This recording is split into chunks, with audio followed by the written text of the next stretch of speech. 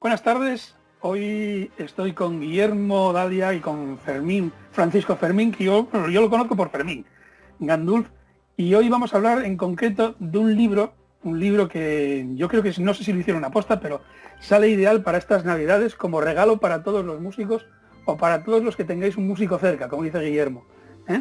El libro es Fuerza Mental del Músico, es un libro muy ligerito de leer, de una primera pasada, pero en la segunda pasada tiene muchísimo contenido, muy interesante, y sobre todo para aquellos que estéis dentro del mundo de la música, bien estudiantes, bien profesores, bien profesionales, está muy indicado, ¿vale? Voy a empezar presentándolos. Bueno, lo que pasa que ya casi me da vergüenza presentarlos a ellos, porque casi me tenían que presentar a mí, que soy el que no se conoce, ¿no? Pues mirad, tenemos a Francisco Fermín Gandulf, más conocido como Fermín Gandulf, que es músico trompista, ¿no? Quiero recordar, ¿no? Sí, he sido trompista profesional durante unos 27 años. Pues, sí. Bueno, estuviste en la Orquesta de Córdoba, te formaste en coaching, en PNL, y formasteis después, eres el director, de hecho, del Instituto Gabou, de Música y Desarrollo, que os dedicáis a lo que es la formación integral del músico. Por lo que tengo en vuestra web y alguna vez que hemos hablado también, ¿no? Sí. Y además junto con Guillermo, que esto, bueno, vuestra relación ya viene de hace tiempo, que recordate que alguna vez que participaste en algún taller de Guillermo y te empezó a enrollar con todo esto que hace él, con Guillermo pues desarrollasteis el concepto de entrenamiento mental para la actuación, que es uno de los conceptos que se trabaja precisamente en el libro y que después os preguntaré, ¿vale? Pues Guillermo, muchas gracias por participar en esta mini entrevista, no sé si llamarlo mini entrevista o café, en esta tarde compartido con vosotros dos. Y después, bueno, tengo a Guillermo, que Guillermo Dalia lo conocéis prácticamente todos los músicos de oídas o de haber leído pues sus múltiples libros. Es doctor en psicología por la Universidad de Valencia, especialista en psicología clínica y además es psicólogo especializado en todo lo que tiene que ver con interpretación musical. Y además, yo diría, sus libros son referencia en todo lo que tiene que ver con ansiedad escénica, con entrenamiento del músico en sus múltiples facetas, y ha recorrido España para arriba y para abajo dándonos talleres y enseñándonos a todos pues acerca de la ansiedad escénica y de otras cosas también, y de muchas otras cosas más, pues como clima laboral, lo que pasa en las orquestas, de estos trabajos que ayudan muchísimo a los músicos que somos un poco especiales y raritos en estas cosas, ¿no? Yo soy Chus Vega, también tengo un poco parte de las dos. Tengo parte de psicólogo, yo soy psicólogo, tengo también parte de músico, yo soy profesor de saxo, y hoy me toca pues enfrentarme con ellos, y digo enfrentarme cariñosamente, para hablar de este libro. Muy buenas tardes a los dos, ahora ya echas las presentaciones. Hola, buenas, no, pero que falta una presentación, porque esto no está ajustado, porque hay que decirlo, Fermín Chus es un pedagogo alucinante, es una persona que motiva, que da cursos de ansiedad escénica sobre todo a todas las edades, pero lo hemos visto en trabajar y la verdad es que es una persona y un profesional grandísimo que motiva a la gente, que la gente se sale. Oye, que sí, que hace falta más. Que me diga esto, el decano de los psicólogos especializados en música en España, joder, como tú, además con un estilo muy fresco, muy experiencial. Sus talleres utiliza la experiencia, la vivencia, lo cual es fantástico y aporta mucho para integrar todas las enseñanzas.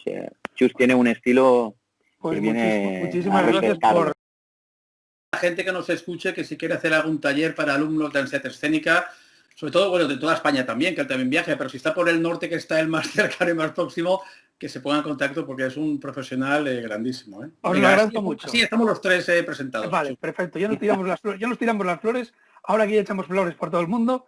Vamos a hablar de esto, vamos a hablar del libro. Oye, la presentación del libro, el vídeo que pusimos antes es una pasada, ¿eh? Jolín, yo no sé cómo es publicar en Amazon o que te publique un libro en Amazon, pero es una virguería, lo bien que se le ocurre a la hora de presentaciones y de montajes y de vídeo y promoción. Oye, ¿cómo surge la idea de este libro? Porque vosotros ya lleváis mucho tiempo trabajando en todas estas historias y ¿cómo surge la idea? Cuando empezasteis a escribirlo, ¿a quién lo orientabais? ¿En quién pensabais? ¿Qué perfil de lectores buscabais? El que quiera, ¿eh? Sí, bueno, si quieres empiezo yo, Guillermo, si quieres. Bueno, cuando hablamos del concepto de entrenamiento mental para el músico, cuando empezamos a hablar, ¿no? Que era aunar pues todo un montón de facetas del músico, no solo la ansiedad, sino los hábitos de estudio, la conciencia corporal. Es decir, cuando hablamos de ese concepto, siempre hablábamos que ese concepto en algún momento se tenía que traducir en algo más tangible, como si fuera un libro, ¿no? Bueno, con lo que es un libro, ¿no? Un libro, a ver qué era un producto de información y formación, ¿no? Y bueno, y siempre lo tuvimos ahí, y de hecho hemos estado escribiendo y reescribiendo, que bueno, eso es para estudiarlo en algún sitio, la de emails de aquí para allá, pero este es el último que leí, no, pero es que yo he visto que aquí, no, pero bueno, una cosa, teníamos ya ahí, para escribir un libro no, para escribir 24 libros o una enciclopedia entera. Oye, eso es lo que tenéis que publicar, esos emails los tenéis que compartir porque seguro que se puede hacer una tesis con eso, ¿eh? Seguro. Guillermo, ¿alguna apreciación adicional? No, lo que decía él, si es que ha sido, fíjate, más un trabajo de borrar, de quitar, de coger, porque teníamos centenares que ya saldrán poco a poco. De hecho, a veces Fermín dice, podemos escribir un libro solo de anécdotas que hemos visto de músicos, o imagínate el tema del moving, o el tema del director y tal.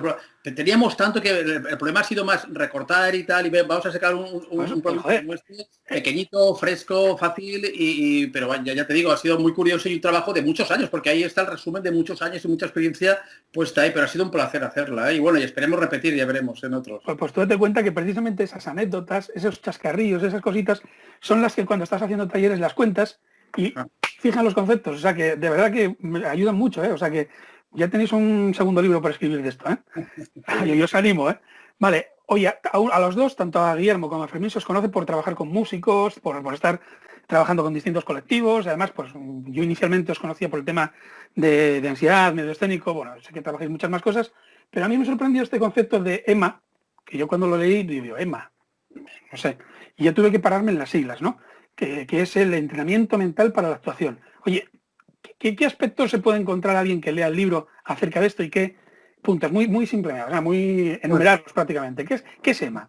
Mira, cuando comentamos esto, hablamos mucho del tema mental, porque cuando entrenamiento mental para actuación, el concepto mental, la mente es lo que hace el cerebro. Entonces, algo mental es todo lo que hace el cerebro. Y el cerebro hace muchas cosas. El cerebro no solo piensa, porque si no le decimos mental parece que sea algo, no sé, cognitivo, no sé si parapsicológico. La mente es lo que hace el cerebro. Y el cerebro piensa, y siente, y actúa, y hace. No, yo creo que no hay ninguna palabra más que resuma más lo que es la conducta humana, porque es mental. Y aquí en mental es, como digo, lo que pensamos, lo que sentimos. Y ahí entra en el ámbito de estudio, los pensamientos. Entonces, el trabajo mental, como puedes ver, es algo que es muy amplio. Claro, luego tenemos que concretar en aspectos y en intervenciones concretas. Pero el entrenamiento mental, eso es interesante y siempre lo decimos en los talleres, no es algo mental como que también, sino mental entra en un concepto bastante más amplio que ahora me imagino que veremos, ¿no?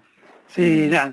Fermín, ¿quieres decir algo? Porque yo voy pasando preguntas, porque además tampoco... No, perfecto, efectivamente, respecto a lo que hablabas antes, cuando hablábamos del libro y de cómo nació y tal, solo apuntar, cuando ya decidimos todo eso, llevarlo, sí que decidimos que teníamos que hacer algo muy simple, fácil, agradable, porque el músico ya tiene bastantes cosas en las que calentarse la cabeza, ¿no? Solo le falta empezar a entender conceptos psicológicos y tal. Sí. Y de ahí salió esto, que a mí me gusta como lo denomina Guillermo, que suele decir, no, tiene que ser y hacer así, dice, una pildorita, ¿no? Pues, de alguna manera la idea era hacer una pildorita que hablara, pues eso, ¿qué es el entrenamiento mental? Pues todas aquellas cosas que se pueden hacer más allá de tocar el instrumento,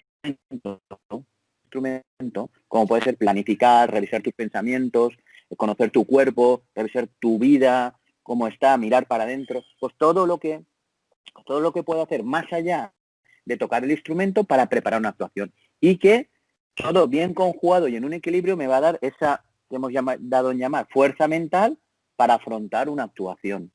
Porque es yo que diría que...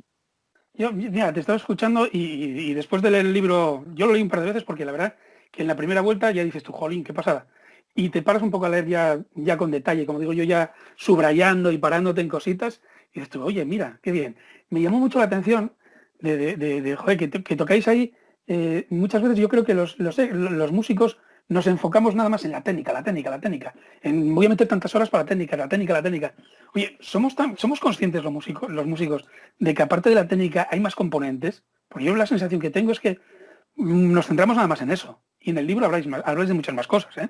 Sí, pero ese es un tema crucial y es bastante triste, ¿eh? Nosotros llevamos ya más de 25 años hablando de estos temas y yo creo que tristemente ha evolucionado más lentamente de lo que debería, ¿no? Nos gusta decir que estamos como en la dictadura de la técnica, todo es técnica. Y cuidado, la técnica ni es buena ni es mala, no, la técnica no hay que criticarla. Si no tienes una buena técnica de instrumento no vas a hacer nada. Pero es una condición necesaria pero no suficiente, pero es que luego no llegan las demás. Y yo creo que distinguiré mucho lo que es un tocador de música y lo que es un músico. O sea, un músico utiliza el instrumento para hacer música. Y a veces es al revés, se utiliza la música para hacer filigranas o cosas en el instrumento. Pero eso viene desde los 10 añitos ya. Cuando los niños cuando salen a las audiciones salen para hacer técnica, para no fallar, para no desafinar, para hacerlo bien. Y eso luego se exterioriza y lo único que quiere es tocar bien el instrumento. Y esto no se trata de tocar bien el instrumento, que por supuesto que hay que tocarlo bien. Se trata de más cosas que nos salen. Y eso es un aspecto, yo creo que fundamental y todavía es una carencia pedagógica en el ámbito musical, ¿no? Yo estoy totalmente de acuerdo contigo. Yo veo verdaderos mecanógrafos de semicorcheas. Bueno, sí. Son mecanógrafos de semicorcheas. Realmente vale, tocaste todo muy bien. Venga, lo clavaste todo. Hiciste todas las semicorcheas que ponían ahí. ¿Y qué más? No me transmitiste nada más que eres muy bueno en técnica. No hay más, ¿no? Entonces, bueno, pues eso es una opción. Oye, ¿es importante la actitud cuando salimos al escenario? Porque otro de los puntos que tocáis es esto, es decir, oye, ¿cómo salgo yo al escenario? Quizá, y no enfocándolo solo por la parte de la ansiedad escénica, sino porque cómo me dispongo, qué actitud mental, qué disposición. Esto lo... Yo pienso que, bueno, ahí lo comentamos, es algo de lo que hablamos, la actitud es algo básico, porque es el principio, quizás está antes del principio, es desde donde abordo algo, ¿no? Como decía antes Guillermo, si yo abordo algo buscando no fallar, mi estado inicial va a ser, te diría, como a la defensiva, ¿no? Y a partir de ahí todas mis conductas van a ser, tanto cognitivas o motoras, todas van a buscar eso, ¿no? La seguridad, ¿no? La seguridad y un poco está la defensiva. Sin embargo, si mi actitud, no solo a la hora de la interpretación, de la actuación, sino incluso, el otro día escuchaba a Rafa Nadal decir esto, en el entrenamiento, en la práctica, la actitud que tengo en la práctica, ¿no? Él decía, tengo que cambiar mi actitud, conseguir una buena actitud en mis entrenamientos. Si ya desde el para qué hago, desde dónde lo hago, ya es más correcto, está bien enfocado, entonces mis conductas están enfocadas desde otro sitio y van a tener otros resultados. No es lo mismo salir a entregarme o salir a entregarme a un concierto o estudiar buscando la mejora y el disfrute que salir a no fallar o el estudiar desde el tengo, debo, debería, no puedo fallar. O sea, todo eso que nos decimos antes va a condicionar nuestra actitud para afrontar y eso va a condicionar toda lo que hagamos, ¿no? Y eso tiene que ver lo que se relaciona con antes decíamos, Chus, de la técnica. Los chavales desde pequeñitos y luego los profesionales también salen a solventar la papeleta, a no fallar, a hacerlo bien técnicamente.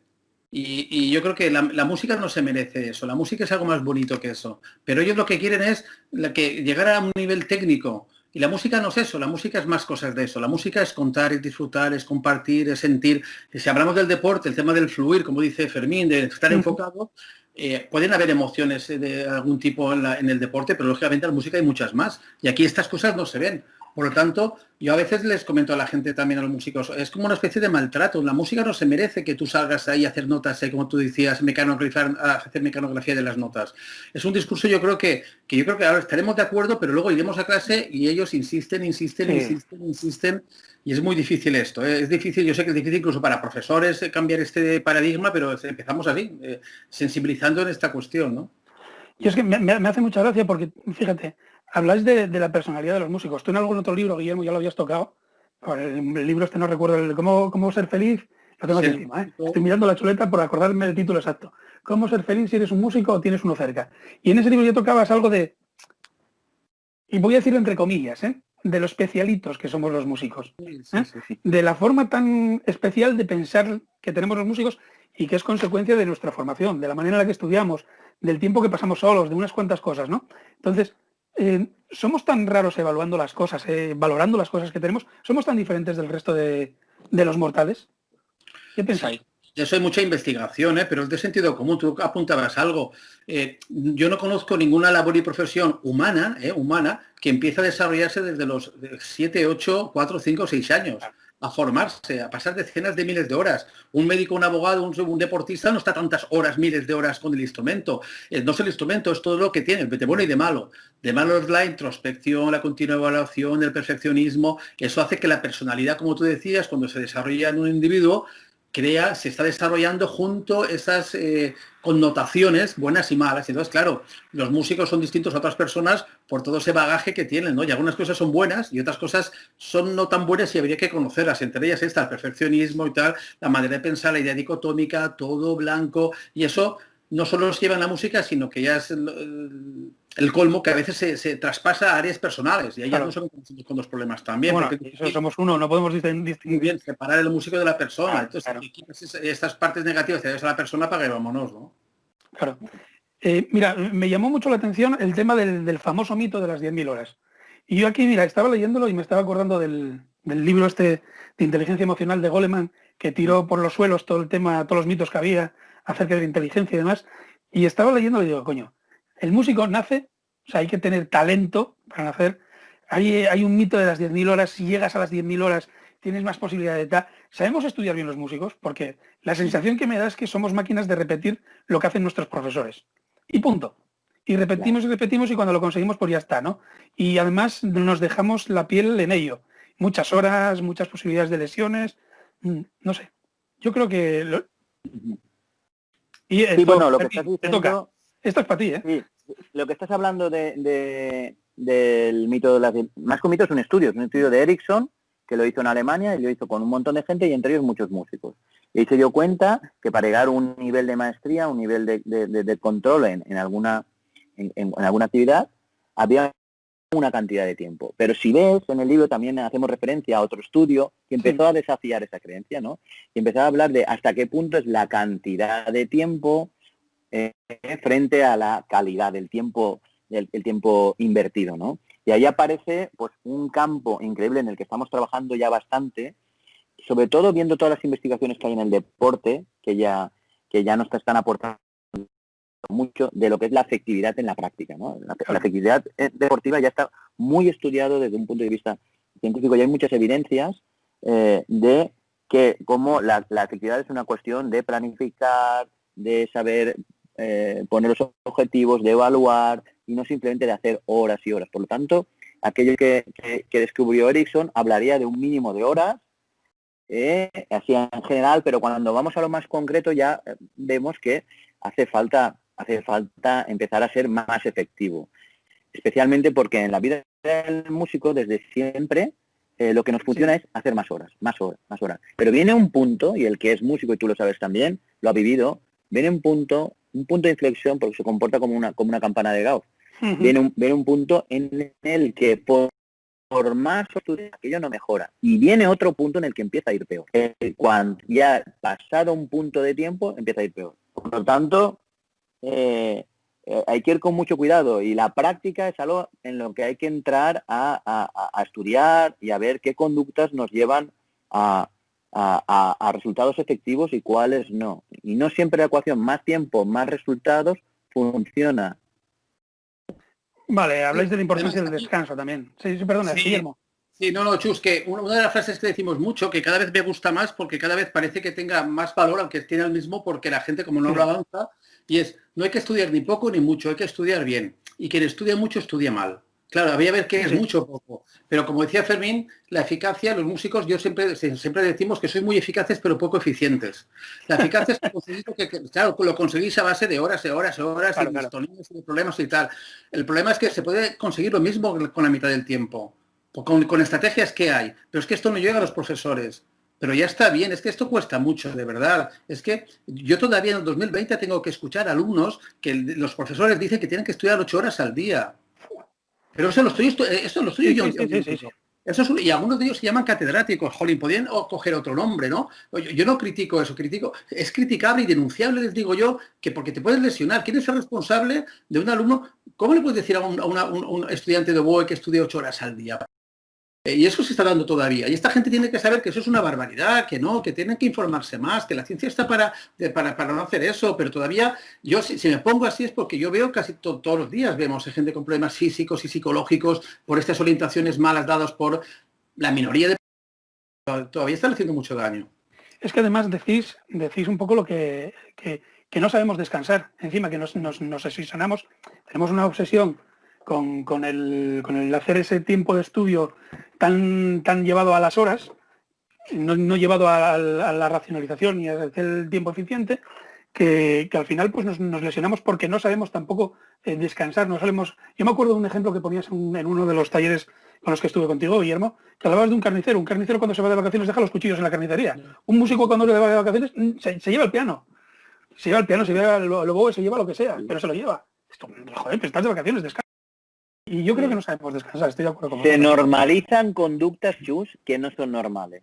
Entonces, un poco el libro, el trabajo que realizamos nosotros, y seguramente tú también, es un poco señalar eso y decir, que esto no es normal, que esto no puede ser sano. Pero cuidado, el músico, y yo lo he sido, que está metido en ese mundo en el que eso es normal, lo primero que hace, su primera reacción es, mira, ¿pero qué estás diciendo? ¿Cómo que estudiar mucho es malo? Fíjate esa afirmación. Acaba de decir Guillermo, hay que estudiar bien y estudiar mucho es malo. Esto de entrada, en un contexto de músicos, ¿cómo que estudiar mucho es malo? Claro. Eso no puede ser, sí, es posible. Y posiblemente hay más de verdad en esa frase que de mentira. Pero claro, señalar eso es muy raro. Solo cuando pones analogías del tipo, la que comentas, ¿no? Que oye, ¿se os ocurre que algún carnicero se llevara los cuchillos? No, entonces ¿dónde vas tú con eso? ¿No te ibas de vacaciones? ¿No te vas el fin de semana con tu mujer? ¿No te vas, entiendes? ¿O con tu pareja? Claro. ¿¿Dónde vas con el instrumento? No, o sea, dentro de 2 días, ¿habrás perdido todo el trabajo que has hecho en tu carrera? ¿No puedes permitirte 1 día y medio, 2 días de descanso? Y señalar eso, pues cuesta porque realmente se han normalizado conductas que no son normales. Es un poco lo que viene a explicar. Señalarlas, lo que ocurre es que la primera reacción suele ser defensiva. ¿Me entiendes? Sí, o sea, siempre, Guillermo es muy valiente toda la vida lo he porque hecho así, ¿no? dice, catedráticos tal, yo que he sido músico y lo veo, y yo digo, como algunos estarán tirándose de los pelos en casa, y Guillermo lo suelta. Pero tiene toda la razón, es que vamos a ver que esto es una locura, vamos. Claro. No todo es una locura, pero hay cosas que son una locura. Había una historia que hemos visto ya en bastante gente, de una dinámica de estudio, que es, toca las cosas 4 veces, solo cuando salen 4 veces bien, puedes seguir. Si la cuarta te sale mal, tienes que volver a empezar y hacerlo 4 veces. Qué De horror. ese tipo de conductas que llegan a puntos, bueno, Guillermo lo dirá, obsesivos, que pueden llegar a crear patologías desde leves a muy graves, las hay en el mundo de la música y en la práctica muchísimas. Muchísimas. Es la verdad que, mira, enlazando con esto, con los descansos, con todo esto, tratáis en alguna parte, yo creo que hacia el final del libro, de la relación entre el cuerpo, la concentración, la parte del músico y el cuerpo y todo esto. Me parece tan importantísimo que no puedo por menos que comentároslo para que habléis un poco de ello también, porque habláis de de las técnicas bueno, más habituales de relajación y demás, y me parece súper interesante porque lo que decías tú, Guillermo, Fermín, ponéis una pildorita para que si alguien quiere interesarse por un poco más por esas técnicas, pues empiece a buscar qué es la respiración cuadrada, qué es la respiración, este tipo de cosas que comentáis en el libro, ¿no? Entonces, Sí, si queréis comentar algo acerca de ello. efectivamente. Ese es un campo increíble, el de la conciencia corporal, ¿no? Ya Guillermo en su libro el músico interior ya hace ahí una inmersión muy grande y empieza ya a decir, oiga, que la conciencia corporal, o sea, usted tiene este traje en el que usted, Uy, que te perdemos, Fermín. lo que hemos querido también ha sido pues unas cuantas ahí encima, ¿no? Para que la gente, como tú dices, empiece a mirar, ¿no? La concentración, ¿no? Bueno, la concentración es algo que se puede entrenar, pues como cualquier habilidad, claro, ¿por qué no? Se puede entrenar. O sea, es que no consigo estar entrenado. ¿Y tú qué haces para estar entrenado? Para estar concentrado. ¿Lo practicas? ¿Lo esperas? ¿Te has parado alguna vez a respirar, a meditar un poco, a abstraerte de los pensamientos? ¿Has entrenado eso un poco? Porque si no, ¿qué esperas? ¿Que llegue allí el Espíritu Santo? ¿Verdad? Habrá que prepararlo, ¿no? Por eso el entrenamiento mental tiene que ver con todo eso, que no es solo tocar el instrumento, entrenar otras habilidades que son necesarias en el momento de la actuación. No hay conciencia de esto, Chuchi, es muy importante. Tú lo dices también y lo decimos los tres. Los que nos dedicamos a esto de la salud del músico, nos gusta mucho la frase que vamos a recordar aquí, aquella de que el músico es un atleta del músculo pequeño. Yo creo que hay un área que es artistas, sois artistas y sois deportistas, y yo creo que no se cuida ni una cosa ni la otra. Aquí se solo cuida técnica, claro. Y que es técnica, ¿no? Y es terrible porque la parte emocional hay para mucho que hablar ahí, que tampoco se toca, pero la parte corporal y física tendríais que cuidaros un poquito más que si no fuerais músicos, y aquí no hay conciencia de que hay que cuidarse. El calentar, el estirar después, el cuidar tu cuerpo, que tocas con tu cuerpo, se toca con todo el cuerpo, no se toca solo con los labios, y hay que cuidarse, y ahí yo creo que cada vez hay más especialistas en este país, por ejemplo, fisioterapeutas especializados en música, porque ven que hay un campo, cada vez hay más estudio, más investigación, pero es que yo veo que esto es muy lento, que cuesta mucho llegar a los conservatorios. En todos, lo que me dicen, yo estoy oyendo hace 30 años, en todos los conservatorios deberían de haber fisioterapeutas y psicólogos. Pues sí, pues ¿qué hacemos? Es que la ley la hacemos nosotros, venga, ya hay algunos por ahí, pero es muy lento esto. Entonces, esa conciencia corporal de cuidar del cuerpo, a veremos cuándo llega a que se den cuenta de que es fundamental, es necesario y fundamental, no es un capricho más, ¿no? Eso es algo, ya digo, es necesario para ello. Yo creo que fíjate, estaba pensando en la unidad esta que hay en el hospital, yo no creo, no, es en Valencia, pero no. En Manises, exactamente, que precisamente, bueno, de hecho tú lo comentas alguna vez por ahí, que está trabajando muy bien y que sí, y pues sobre todo para los músicos de la zona de Valencia, si lo necesitan es un servicio público, entiendo, ¿no? Es público. Cualquiera puede ir con una dolencia. Público y gratuito, ¿eh? Público y gratuito, pues mira tú qué pasada. O sea, ya podríamos tener en todas las regiones por lo menos una experiencia similar a esa. Me parece, vamos, ideal. Pero bueno, ya sabemos que en Valencia lo de la música se mira de otra manera un poco diferente.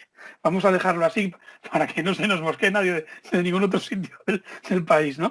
Oye, ya quiero ir concluyendo también, porque bueno, tampoco es cuestión de hacer aquí un rollo de estar aquí más de una hora hablando ni nada, no.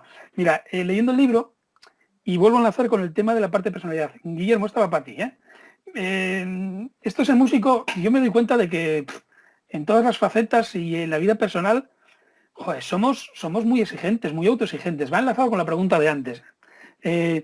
Realmente somos capaces de separar lo exigentes que somos, lo comentábamos antes, lo exigentes que somos con nosotros en la música del resto de facetas de nuestra vida, porque al final del libro habláis precisamente de esto, del músico y su entorno. del entorno familiar, el entorno social, habláis de una cosa que me llamó mucho la atención y que parándome a reflexionar, no tanto yo, que bueno, tengo más vinculación ahora mismo con la parte de psicología que con la parte de música, pero cuando yo me dedicaba nada más a la música estaba pensando y decía, coño, si es verdad, si todos mis amigos son músicos, ¿eh? Sí. Todos mis amigos son músicos y yo me paso la tira del tiempo hablando de música. Y esto lo que metéis en el libro, ¿no?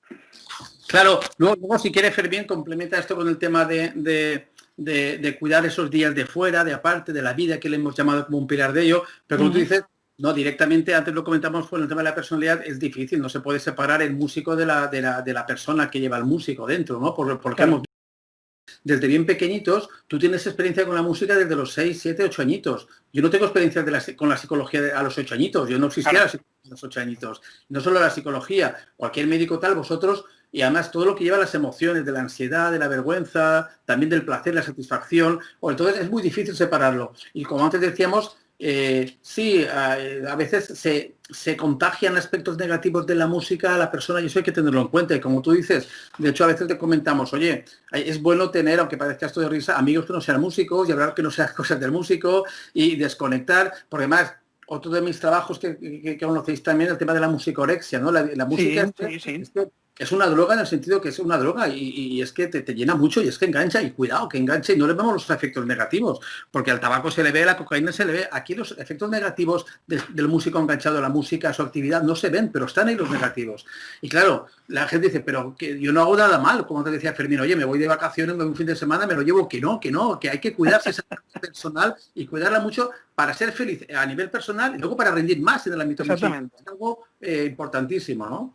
Y esa parte y quizás se vende más por la parte de rendir más, ¿eh? Sí, claro, se vende mejor por eso. Hay que decir que si hacen eso van a rendir más, yo siempre lo digo, claro. O sea, si bajara tu rendimiento no lo haríamos, no, vais a rendir más y a ser más felices, es que y si no es todo lo contrario, ¿no? De hecho, Fermín este tema insiste él, no, lo trabajamos los dos, pero él siempre ha puesto mucha importancia en esa parte del pilar de la vida, ¿no? Fermín, de la persona y de la vida, que es uno de los 4 pilares, 5 de la fuerza mental. Sí, efectivamente, posiblemente yo me siento muy sensibilizado con ello porque he sido músico profesional, he pasado todas esas etapas de músico cuando quería ser solista de la Filarmónica de Berlín, si no mi vida no tenía sentido, en la que llegué a poder trabajar en una orquesta profesional. Fíjate la suerte que es eso, miremos la estadística, cuántos puestos hay en 22 o 24 orquestas profesionales que hay en España, creo, más o menos. Fíjate la suerte que tenía y no ser capaz de valorarlo a veces en su justa medida.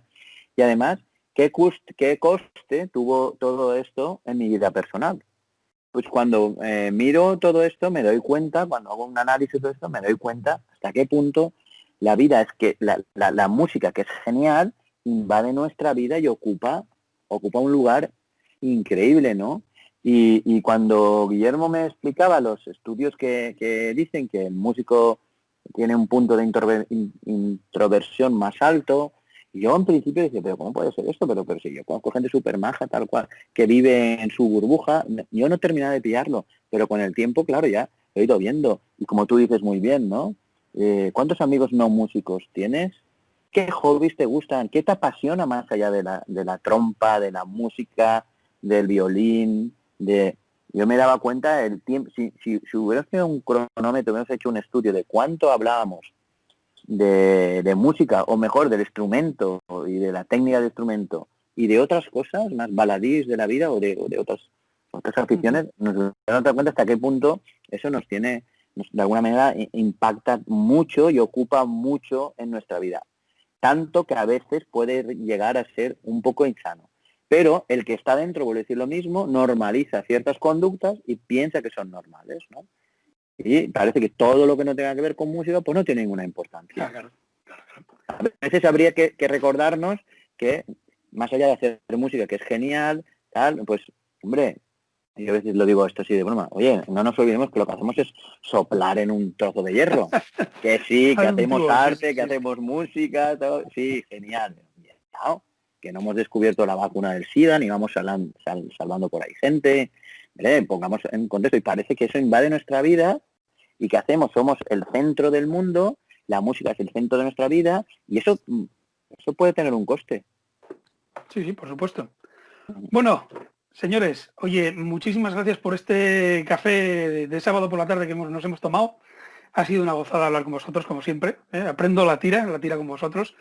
Y voy a aprovechar ahora que os tengo todavía en pantalla para decir, músicos del mundo, y no digo de España, digo del mundo. Este es el regalo para las Navidades. Familias, amigos de músicos que tengáis cerca. Como dice Guillermo, si quieres ser feliz y hacer feliz a un músico que tengas cerca, estas Navidades en Amazon le regalas este libro. De verdad que es una gozada. Como casi todos los que yo cuando escribo algún libro, Guillermo, me encanta porque es un estilo muy directo, muy clarito y muy aplicable. Y en este caso, pues con Fermín, pues ya, dos pájaros de un tiro. Muchísimas gracias a los dos y nada, a ver cuándo podemos tomarnos un café in person o una comida a ver in si es person. verdad, la última vez que lo hicimos en tu tierra, en Oviedo, ¿te acuerdas que pudimos comer? Nos apretamos un suaves que... Un homenaje. Sí. Pero bueno, queda pendiente de otra. Sí, queda pendiente que nos veamos. Muchas gracias, Chus, por este detalle de comentar aquí. Un abrazo muy grande. Hasta luego. Nos vemos, hasta luego.